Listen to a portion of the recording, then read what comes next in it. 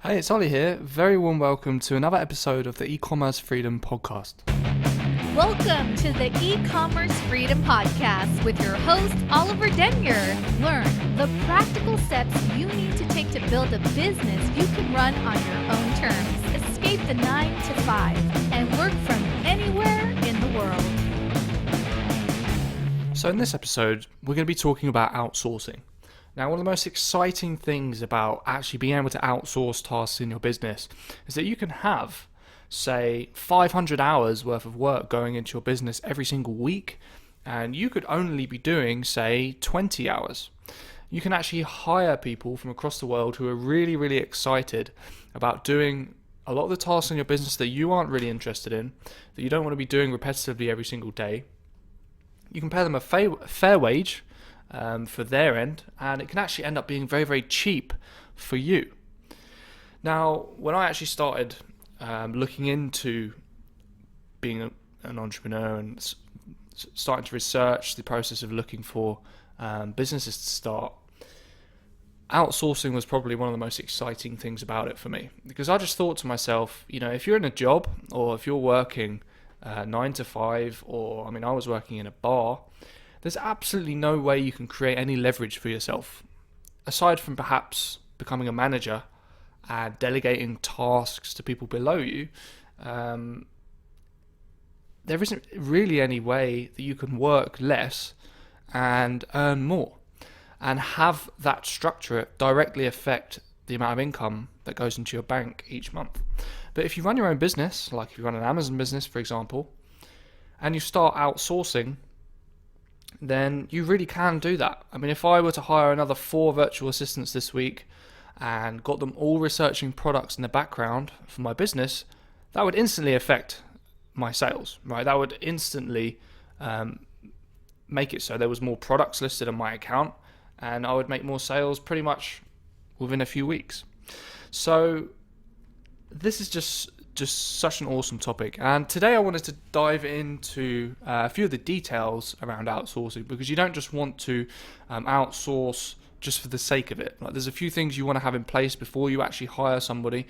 You want to know when the right time is to hire someone as well. You want to know where to find VAs and where the best places are to actually reach out to them and hire them, how to hire them properly and screen and interview and make sure you're not just working with people who aren't capable of the job, how to train them properly. So you want to know exactly how to get the tasks that you know really, really well off the back of your hand, down on paper, video training, audio training, and how to pass that on so that somebody else can learn them as quickly as possible. And also, once you've got a few VAs going, your position as a business owner will transition from the jack of all trades guy who does absolutely everything to somebody who manages a team. And that in itself can actually be a new skill set, which can be a little bit scary. But there's a few things you can do to make it really, really easy and make the time that you are managing your team, rather than micromanaging absolutely everything that they're doing, but to make the time as useful as possible, right? And allow them to have space to do what they do best, to enable your staff to get on with their tasks properly, but also make them feel that they're part of a mission. Like if you give your team your goals with your business and you allow them to embody those goals for themselves, they'll feel like they're really working for something worthwhile. So we're going to be talking about all of these topics on today's episode. Not too sure how long it's going to go on for, because really I'm just going off the cuff, and I'm going to be sharing with you probably some of my best tips. And I can't wait to see you guys actually put these things into action. So if anything that I discussed today you really find valuable and you actually take it away, just do shoot me an email. I love reading you guys having success from this stuff that I share. So the first thing we want to talk about is, when do you actually outsource? When is the right time to hire your first virtual assistant? Well, I think the definition of a task that can be very effectively outsourced is, first of all, something that's relatively menial. So, for example, I always like to use the example of product research. Looking for products to sell on your account. It's something that has to be done, but it's quite boring, right? And also it takes a lot of time. So that's why product research is such a great thing for you to actually outsource, because it has to be like a menial task that's relatively easy to learn.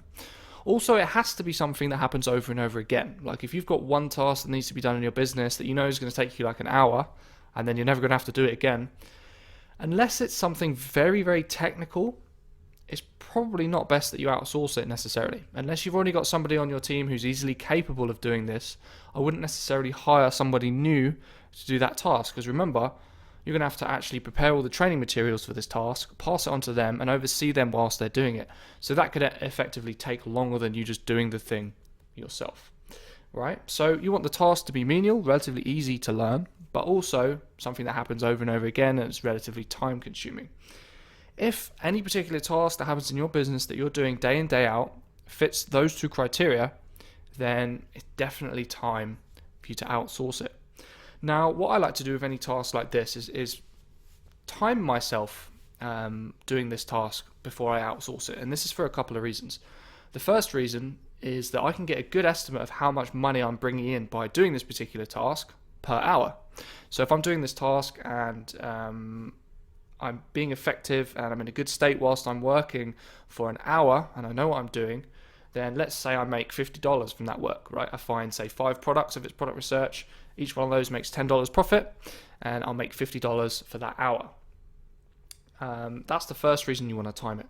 The second reason is because you want to know, once somebody is trained and they know exactly how to do this task, you want to know exactly what to expect from them. So if I can research 5 products in an hour, then there's no reason why a VA couldn't do that as well, especially if that's going to be their only task and they're going to be doing that for, say, 40 hours a week. They should become like a master at this particular task, and they'll probably be better at it than me, and they'll be better at it than you. So there are 2 reasons why you should actually time the task that you do in the beginning to get an estimate for how much you should be earning for that hour, and also what to expect in terms of targets for your VAs. Once you've done that, you can actually go out there and have a look for somebody to do this task for you. You can actually start to outsource it. Once you've got that figure, let's say this task is bringing in $50 profit for your business per hour, you could actually pay somebody anything up to $50 an hour, and that staff will be making you profit. If you pay them $40 an hour, they'll still be making you $10 an hour profit, right? So you can actually use this figure for how much you're earning an hour to figure out what to pay the member of staff. However, of course, some tasks pay more than others, and to get an idea of how much to pay a staff member, it's probably a good idea to look on these websites I'm about to tell you and see what the staff are being paid depending on where they live in the world and what tasks they're doing. So you can have a look and see. But make sure you've got that hourly figure for how much this task is bringing in to your business, because it's going to be useful. So let's talk about where to find VAs, right? You've decided the task is definitely a fit to be outsourced. It's menial. It takes a lot of time. Where's the first place you're going to look? Well, one of my favorite places to source VAs is from a place called onlinejobs.ph. It's called onlinejobs.ph, and I'm going to put a link in the description. If you go to ecommercefreedom.com/10, ecommercefreedom.com/10, that's 1 and 0, or you can spell it out, TEN. You'll get all the show notes for this podcast, and I'll put the link there, onlinejobs.ph. And this is probably my favorite place for hiring VAs, and the main reason why is because all of the virtual assistants on that website are actually from the Philippines. And there's several reasons why Filipino virtual assistants are so good to have on your side. The first reason is because of the conversion rate. If you were to pay a Filipino assistant $2 to $3 an hour, that might sound like an incredibly low rate for you, but for them, that's actually more than what they would probably get in a job in their country. So rather than exploiting the person, like, you're still giving them a great living wage, because for them a lot of things in the Philippines are actually cheaper, and also you're just exploiting the currency conversion rate, right? Because dollars are stronger than Filipino currency. So that's the first reason. They're incredibly cost effective. Second reason is they all speak really awesome English. So if you're going to be hiring people from around the world, language barriers can really tamper with your ability to train them, to hire them, and to manage them. So you want the people you're hiring to speak great English, and the majority of the people in the Philippines do speak great English, and they can be really, really great communicators. Another reason is because Filipinos seem to be really hard workers. I don't know if it's something in their culture, and I've spoken to a lot of Filipinos about this. They seem to agree with me, even though generalizations can usually be a bad idea. But generally, Filipinos are quite hardworking, and they're very committed to doing a good job. So I've found historically, of all the places in the world, Philippines seems to work out really, really well. So onlinejobs.ph is definitely the first place to go. Another place to go to find people to outsource your tasks is Upwork. And I think they've actually changed their name to, they used to be called Elance, and now they're called Upwork. So it's upwork.com, upwork.com. Now on this website, you can actually find people from all over the world, and they won't just be Filipinos. And usually you'll find people with a variety of different skills, and they will be asking for a variety of different wages or hourly pays. This website is awesome because they've actually got more tools you can use when you're hiring virtual assistants. For example, they have a tracker software, so they can actually turn on this tracker whilst they're doing work, and it will take screenshots of their desktop every 20 minutes, so you can actually go back and look at their week's work. So they've done 40 hours a week, skim through all these screenshots and make sure they're actually doing the task at hand. Therefore, you'll actually get proof that they're doing the work you want them to, and they're not just on Facebook or whatever. So that can be really useful. It's like one of those things I don't really ever look at, but it's just nice to know it's there. And also, the billing is all done automatically on Upwork as well, which is really handy. So say with onlinejobs.ph, you actually have to probably pay them by PayPal, and remember to do it every week or every 2 weeks. With Upwork, the tracker tracks how many hours they work and then automatically bills you every week, which I find really, really nice because I just don't have to worry about that side of things. So they're my two favorite places to find VAs, upwork.com and onlinejobs.ph. Now, they've probably both got good uses. Upwork's probably better if you want to find someone with a higher skill cap. If you need something very technical done, or something that requires previous credentials, I'd say Upwork's probably better because you've got a wider range of people, freelancers on there. But Online Jobs is also really, really good. So have a look at both of those and snoop around, try and find a VA that works for you. So you've got a couple of websites there to go and have a look at, and I want to talk you through quickly how to actually hire properly. How do you find somebody who's reliable, great communicator, fun to work with, but also is incredibly capable of doing the task you actually want to do for the rate that you're looking to pay them, right? So the first thing you need to think about with hiring properly is the job post. If you write the job post incorrectly and you put some bad information on there, or you frame it wrong, that job post is going to attract all the wrong kind of candidates. And then you're going to find when it comes to actually speaking to these people, they really don't have the skills they need to be doing the particular tasks that you want them to do. Right? So it's really important to actually get this right. Now, I recommend thinking a little bit about the title that you put together for your job post. I would always try and make it very relevant. So if you're going to be looking for a virtual assistant to do one particular task, I wouldn't, for example, just write virtual assistant in the title. I'd put something like product researcher or customer support, or whatever it is that their main task will be. I would put that in the title. Also, if there's any particular tools or software they have to be proficient with for them to be a good candidate, I'd also put that in the title as well. So if they absolutely have to know how to use some kind of bookkeeping software, then I'd put that in the title, because that's really important as well. Another thing I would do is also write Skype interview needed ASAP, or just mention that they're going to need to talk to you on Skype. Now, in some occasions, what you actually get is people who don't necessarily speak the best English, but they want to try and wing their way into a job with you, and this can end up wasting a lot of your time because they might try and dodge the Skype interview and just try and do everything via chat on Skype via text, and I've had this happen a few times, so I know it's not just like a fluke. You might run into this. So in order to avoid people who can't speak very good English and are just going to be using Google Translate to communicate with you relatively badly, you want to make sure that they're up for doing a Skype interview with you. And also this will make it a lot more secure, because if someone will speak to you on Skype with video, then usually they're going to be a little bit more honest, and you're going to avoid dealing with people who want to hide their identity or anything dodgy like that. So there's a couple of tips for you for the title. Just think about it. Put in the main thing that they're going to be doing, any software or tools that they're going to need to use, and also the fact that they're going to need to speak to you on Skype. Then for the main body of the job post, I'd write a little paragraph at the top about the tasks that they're going to be doing on a day-to-day basis, maybe a little bit about your company, and then I'd put a few bullet points about the absolute essential qualities they need to have to be able to apply for your position. Now, things like very, very fast internet might be something you might not have thought of before, but in a lot of countries out there, actually, internet speeds can be quite low.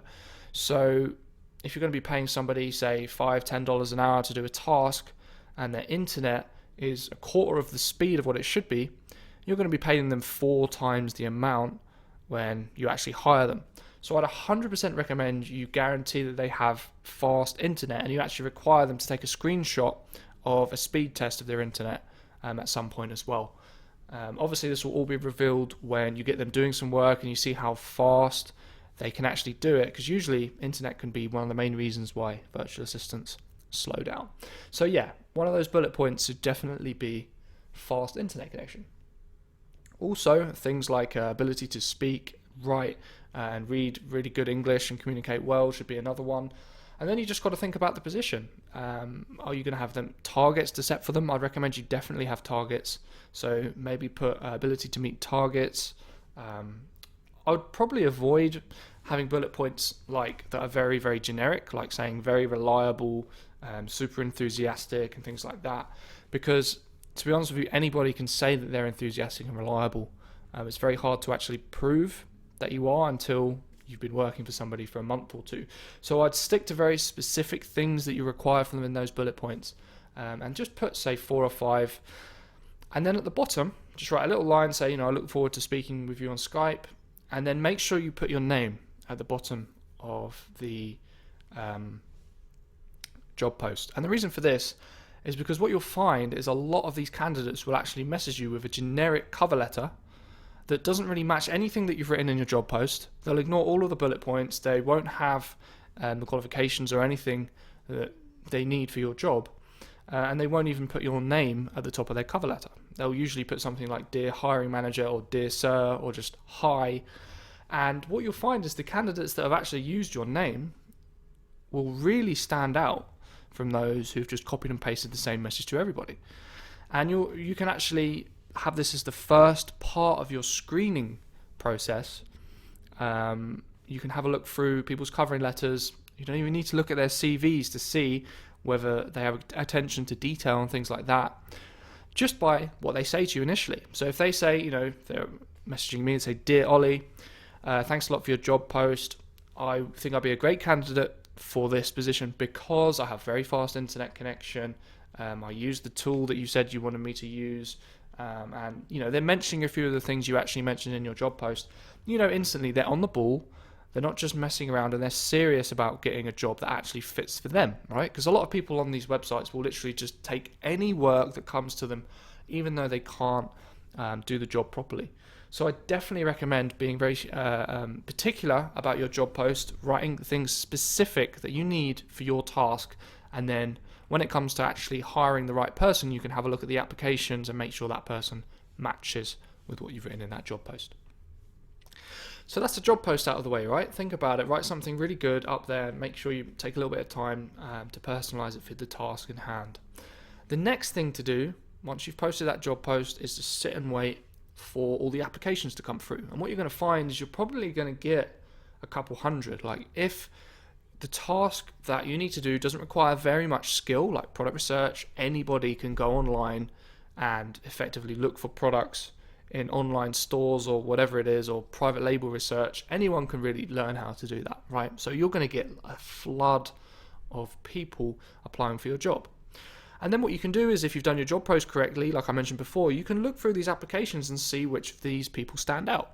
Who's bothered to write your name at the top of their email to you? This is really crucial. If they actually bother to do that, then they'll stand out, because you'll find most people won't. Also, you can see if they've actually given you a cover letter that corresponds to your requirements on the job post. And you can just go through and actually select maybe 4 or 5 of the best applicants that look like they're going to be a great fit. Have a look at their CVs, have a look at where they live, have a look at how much they're expecting to earn per month or per hour, and just select maybe 4 or 5 of the best candidates. Once you've done that, you can send them a message and say, thanks a lot for your application. I've read it and you seem like you might be a good fit for this job.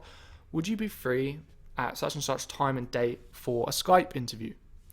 You can have a chat with them on Skype, and there's a few questions I'd usually ask candidates when you talk on Skype. To be honest with you, the Skype interview isn't necessarily about their answers to these questions or about what questions you ask, so there's no like perfect way to do an interview.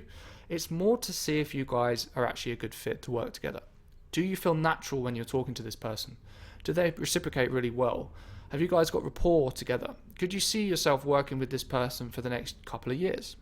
Right? These are all things that are really important. And the more your VAs actually click with you, the easier it's going to be for you to train them, and the more money you're going to be making over the next couple of years from their work, right? So this is really key. Rather than worrying about exactly what questions to ask them on the interview, just try and get out of them what you need to know to decide whether they're going to be a good fit to work with you.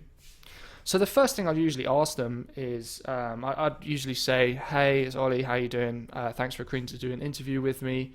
And then I'd talk a little bit about my company. I'd say, I'm an e-commerce company, I sell on Amazon. We do a lot of these kind of products, and we're looking for somebody to help us research more products to list on our account.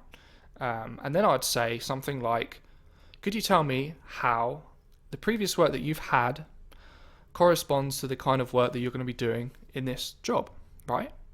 And once you've asked them that question, they should be able to give you some really awesome answers, right? If they've given you a reply to your job post that really corresponds to what you were looking for, and you've selected a good person, they should really be able to tell you a lot of experience they've had, which will be helpful when they're working for you. Now, as they're telling you this stuff, just listen and let them talk. And from this, you can usually get a good idea of what they're like. Are they intelligent? Are they clear with how they communicate? And are they listing jobs that actually are relevant? Are they making good points? And you can get a pretty good, quick gut feeling from the first sort of 30 seconds of an interview.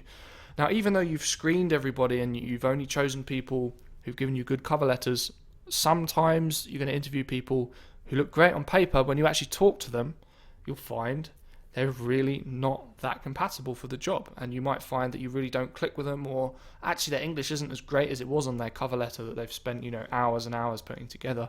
So this is going to be quite a quick process. So let them talk, ask them a few questions, and then there's a few other questions I generally tend to ask people on the interview. Things like, what's your availability? Have you got any other jobs right now? Are you going to be able to do the amount of hours I need you to do in this position? Ask them if they're okay with the pay that you're offering. And there's a few other things that might be specific to your particular job.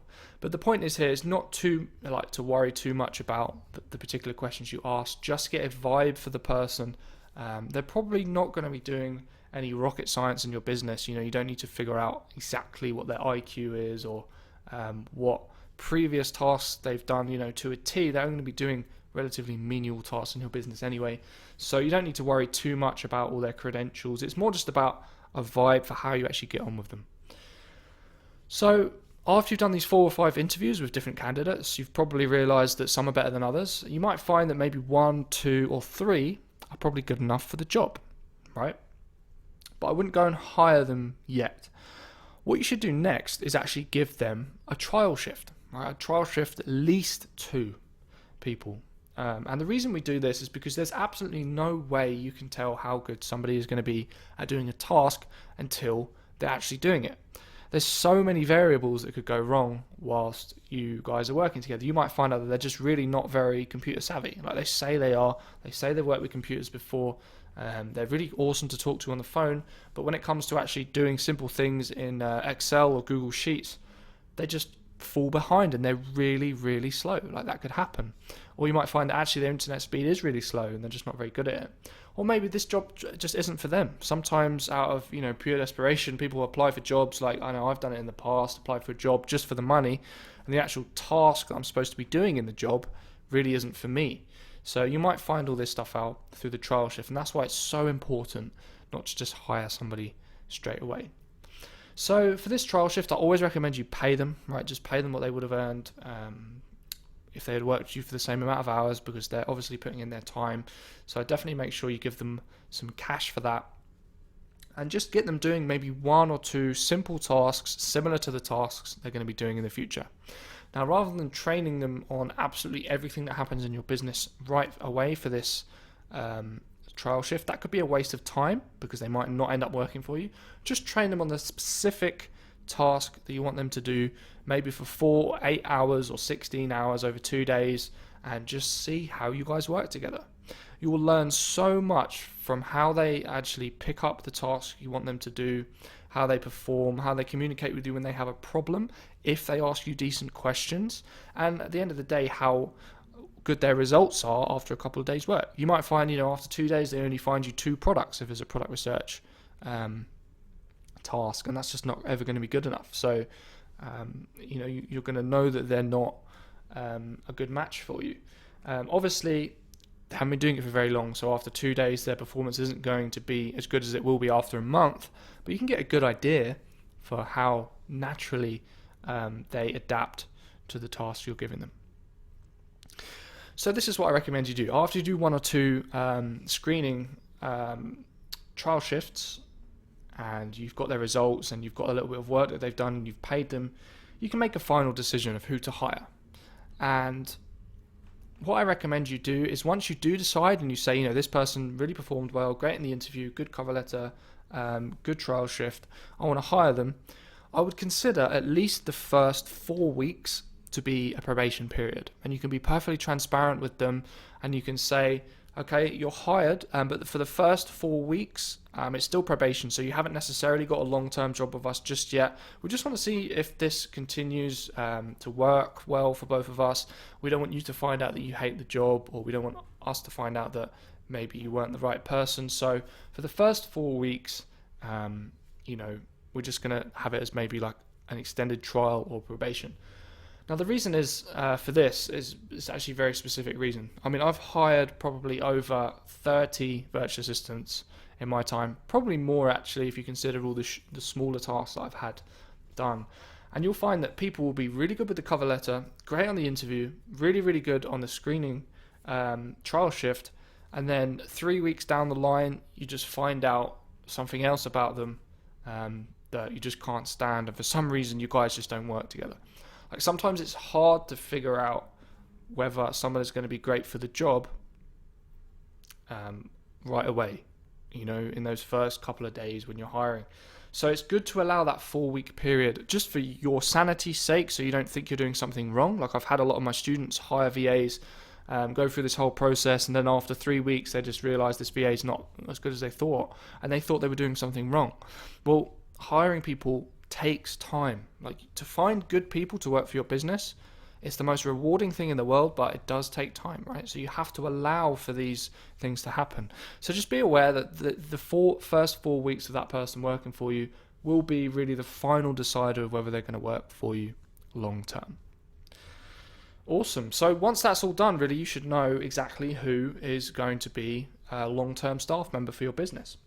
So what we want to talk about now for a little bit is actually how to train these VAs and get them doing the tasks that you do.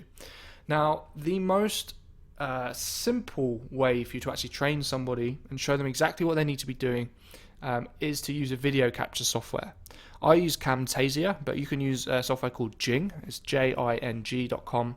You can record up to 5 minutes of screen captures. Anything that's happening on your desktop will get recorded, including voiceover. If you have a mic on your laptop, you can actually record your voice as well whilst you're doing the task. and then you can just email those to your virtual assistant. And then rather than, having to explain everything over Skype or whatever, they can see exactly what they need to do and they can learn it really quickly. Also, what I like to do is give them a text step-by-step breakdown as well as that, so they can actually follow without having to find the part in the video where you mention a certain thing or a way to do something. They can have a look at the steps on a piece of paper, maybe with screenshots of each thing that's happening on screen as well, and then it makes it really easy and really clear for them to learn exactly how to do the task. I've had a lot of my virtual assistants say that because of the way I train them, they feel very secure and they understand the task a lot better than how they've had to deal with it from employers in the past. And I think it's because I just make it really easy. And I think if you do focus on making things as simple as possible for them to pick up, you will get much better results out of your virtual assistants.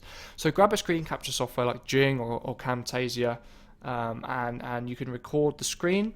Also, you could do Skype screen share, and you could record it whilst you're talking them through it and actually broadcast your screen, your desktop, to them on Skype. You can have a look on Skype's help to figure out how to do this.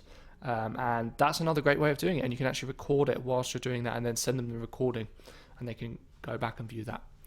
So that's how you kind of capture the task and pass it to them. Before you actually do that, though, I'd really recommend you make the task as simple as possible. Like, eliminate all the fat from the task. Try and systemize it so it's as simple as possible. So if you want them to go out and find products for you, rather than just saying, okay, you go to websites and you look for products and you find the best ones, actually give them a step-by-step breakdown of the best way to do it. So you start with the toys category, you go to the clearance section, you compare one toy to the toy on Amazon, the next toy to the toy on Amazon, you track the profit, and you keep going through until you find something good and you note it on a database.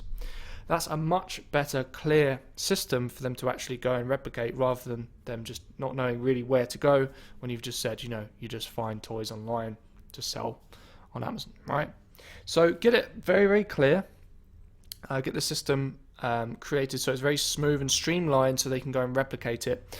And once you've done that, you can actually start giving them targets and say, right, we need 50 products researched a day, or whatever it is when you timed yourself doing this task. How much you could do should be how much they can do as well, because it's only fair, right? And then you can push them as well. You can say, look, you're doing this stuff full time, you're really good at it, I'm going to push you, try and actually do more than I did, give them even better targets. And then one thing that's really, really powerful actually with virtual assistants is the ability to give them bonuses. If they perform really, really well, you can give them extra money on top of what you're paying them already, and you'll find this really, really incentivizes them to actually do the best work for you. And I'd really like to emphasize the fact that you should look after these people as if they were part of your family, right? Because at the end of the day, the work that they're doing for your business, the income that they're bringing in, will actually help to pay for your meals, right? It will help to pay for your wages. So really, they are effectively part of your family, so you should really treat them like that. On several occasions, VAs that work for us have had issues that they need financial help with, and we've always been as generous as we could be at the time, and I recommend you do that as well. So if you're going to be hiring virtual assistants in the Philippines, actually you can look for there's a certain type of health insurance that they can get, and you can pay for this for them, and it will cover all of their health. If they have any health issues, they'll get it covered by this insurance. Again, very, very cheap for us, so you might as well add it onto their package, especially if someone's been working for you for a while, and then they'll feel like they've been looking after by you. They'll work for you longer, and they'll actually work better. So treat your VAs as well as you possibly can. Give them bonuses when they perform really, really well. You could even work in some kind of commission structure. Like if they're making you if each VA is making you an extra $1,000 a month, you could give them 10% of that, or whatever makes sense for your business. And it would incentivize them, give them a better lifestyle, better wages, and also they'll end up working even harder for you as well. So it's a win-win. So by now, hopefully, if you've used all these tips, you know everything you need to do to actually hire and train a VA and get them working for you. Now, after a while, if you're in my situation, I think I've got 6, maybe even 7. I can't even keep track right now of the VAs that I have working for me. And they're not just a bunch of random people, they're a team. So what we do is we all chat on the same Skype chat window all the time and update each other with what's going on in our lives. Like recent VA, just his wife just had a kid, so we gave them a bit of paternity leave, and they're showing pictures of the baby on the Skype chat and stuff. And just that kind of thing really does build a nice sort of culture for everybody to work in. They feel like they're open with you, they can tell you what's going on in their lives, have a nice chat, but also it's kind of formal as well, so they know it's like work, but also like it's friendly, and we're human beings. So that kind of thing really does help. And another thing I recommend you do as well is every single week get all of your VAs on the phone for like an hour and just talk with them through like what actions you want them to take through the week, what targets you want to meet. Keep reminding them of the mission you're on. So if you're selling on Amazon, or you have some other kind of business and you've got a target, you want to hit 500,000 this year, tell them, say, look, I really want to hit 500,000 this year, and if we do this, like, it's going to really improve my life, and also I'm going to make sure that I pay you guys back when we hit this target, and we'll celebrate together, and I give you guys bonuses as well. So getting them involved in your goal and your vision when you're managing your team can just be so powerful, and allow them to feel like they're working for something bigger than just adding random products to a spreadsheet all day. Because at the end of the day, like, as an entrepreneur, you're doing this because you've got a bigger why, right? You've got a reason why you want to start this business. So if you let them tap into that and tap into it for themselves, you're going to get much more loyalty, much better results, and your team's going to be more of a unit. And hiring people, as you're going to find with hiring VAs, if you've never done it before, it takes time. You do not want to be hiring people every couple of months. I mean, that might be the case if you want to expand, but like, you want your VAs to stick with you as much as they possibly can, right? In fact, another thing I could add to this whilst I'm on this topic is you could actually pay them in arrears. That's what we do. So we say, like, you'll get your first month's pay after 4 weeks of working for us, and ask them if that's okay and everything. But then if they do ever leave, then at least you've got 4 weeks to actually hire a new VA. But yeah, bit of a tangent there. But the point is, keep them as loyal as possible by making them feel like they're part of your team, they're on the same mission as you, and you will have so much more success than doing everything in your business by yourself. It's so much more fun when you're working with other people. It's nice to just be able to have this mammoth task that you need to do and just pass it on to somebody else. It feels great. You should not be doing every single task in your business all by yourself. So, action steps from today's podcast: go out there, see what's going on in your business that can be outsourced, and hire your first virtual assistant. It's going to be one of the most rewarding things you've ever done. Probably going to be frustrating as well as you go through all these applicants that's just sent you rubbish cover letters and interviewing people that can hardly speak English, but still, you'll get there, and then it's going to be unbelievably rewarding. Thanks so much for watching, and yes, shoot me an email if this stuff's working for you and you're enjoying it. If you're getting emails from me, then reply to any of them and just let me know how you're getting on. Go to ecommercefreedom.com/10 to get all the show notes for this. I'll put a couple of bonuses and stuff in there for you as well to help you get you outsourcing, help get your e-commerce business off to a great start. Awesome. Have an awesome time implementing these tips, and I can't wait to see your results. Take care, guys, and keep believing.